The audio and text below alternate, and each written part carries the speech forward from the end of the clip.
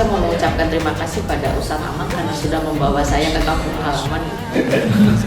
Nama saya Indah Prihartini Pak, asli Sunda karena orang Jawa Barat, cuma bekerja di Jawa Timur karena saya dari lulus dari IPB itu sudah ditempatkan di Malang, jadi 22 tahun di Malang.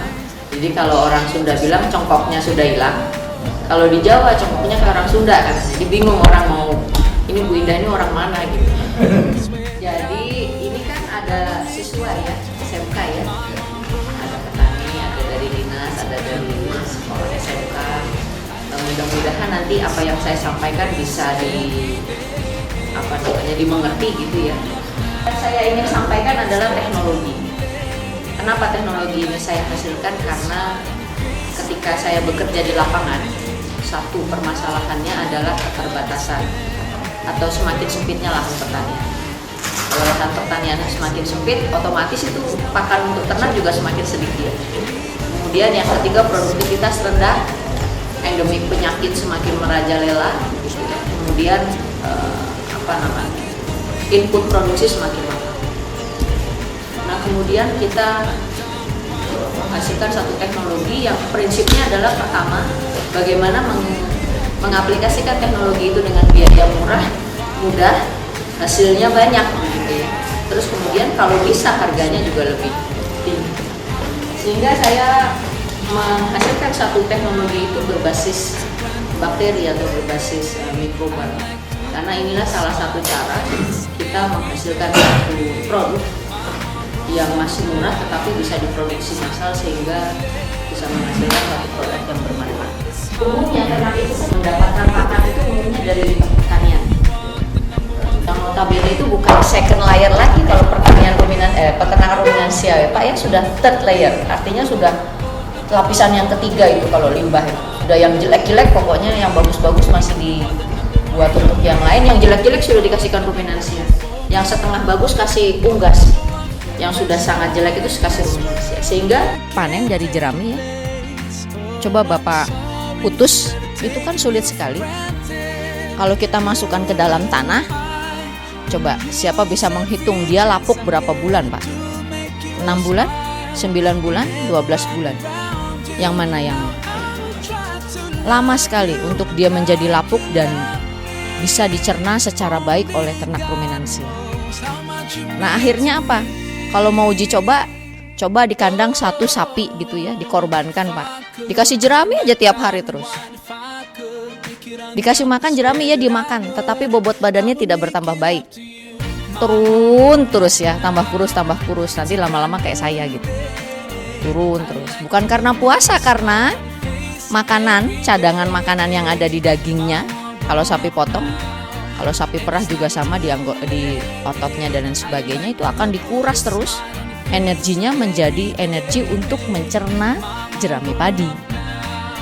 Sehingga kalau kita mau kasih jerami padi, maka yang paling penting adalah bagaimana si jerami itu menjadi mudah dicerna oleh ternak.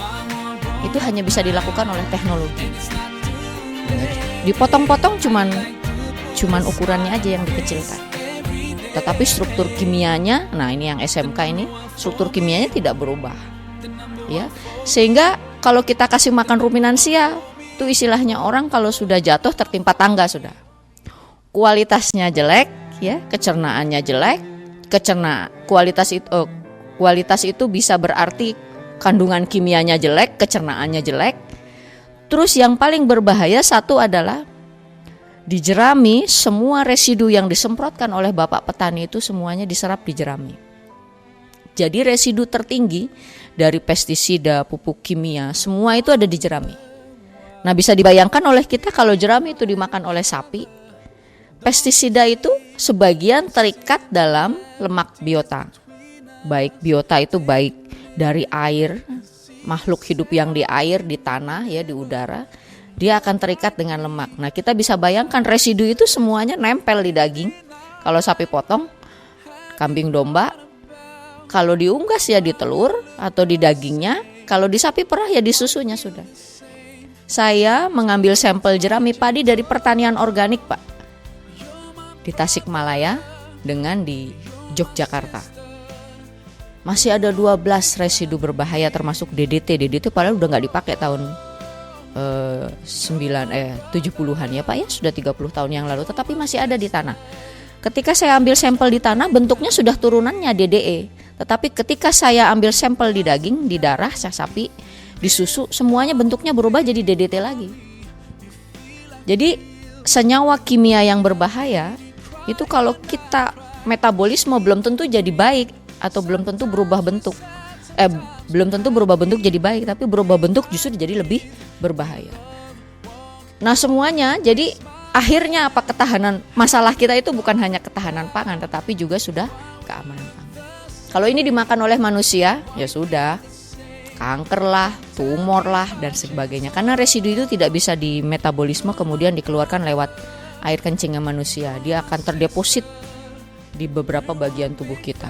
Nah, saya kemarin di Kuningan, saya tanya bapak-bapak petani, Bapak kalau nyemprot di sawah ditutup nggak pakai masker?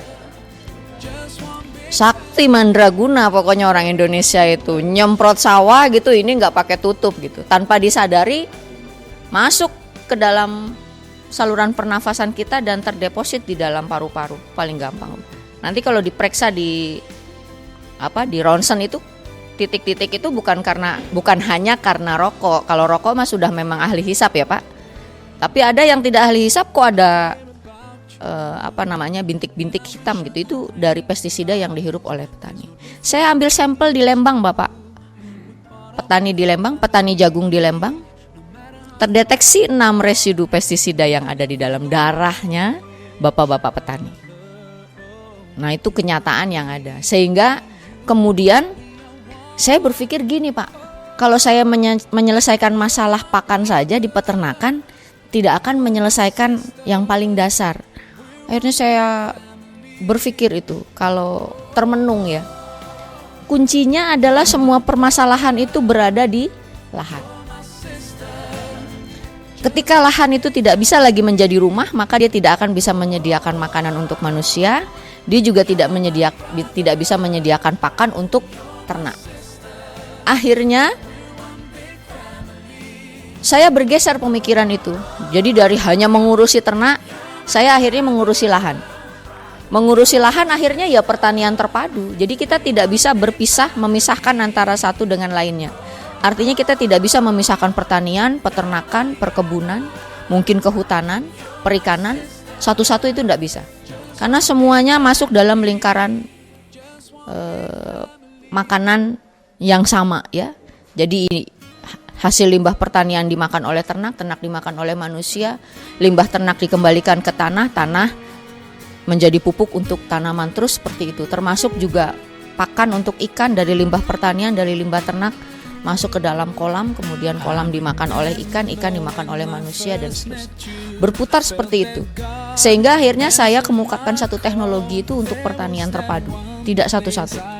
Karena saat memecahkan satu masalah, nanti ada masalah lagi. Jadi kita nanti seperti Pegadaian itu ya, memecahkan masalah tanpa masalah. Kalau ke bank kan memecahkan masalah masih ada masalah, ya karena ada sesuatu yang ngikut gitu ya.